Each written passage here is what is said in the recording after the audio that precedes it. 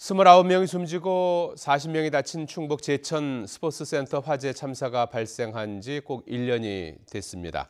화재 참사 당시 소방 고가사다리차가 도로 양쪽 갓길에 주차된 차량으로 제때 진입하지 못해서 초기에 진화 골든타임을 허비했습니다.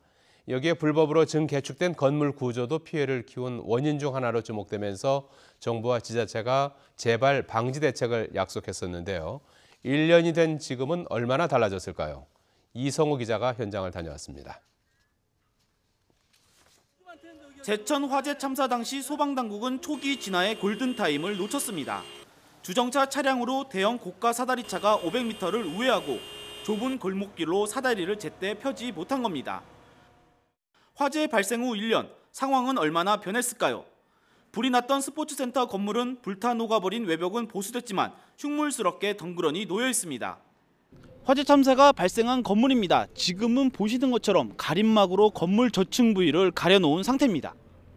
소방 사다리차가 제때 진입하지 못한 도로 상황은 1년 전이나 지금이나 비슷합니다. 화재 참사가 발생한 지 1년이 된 지금에도 화재가 난 건물 앞 도로에는 주정차 차량으로 가득합니다. 이 일대 도로는 주정차가 불가능한 황색 실선이 아니라 여전히 흰색 실선이 그어져 있습니다. 불과 1년 전 바로 이 자리에서 소방 차량 진입에 어려움을 겪으며 큰 피해가 발생했지만 개선된 것은 없습니다. 비상구 폐쇄와 불법 건축물 문제도 별반 다르지 않습니다. 충북소방본부 등 합동조사반이 지역 건축물을 대상으로 진행 중인 화재 안전 특별조사에서 지난달 기준으로 중대 위반 사항 561건을 적발했습니다.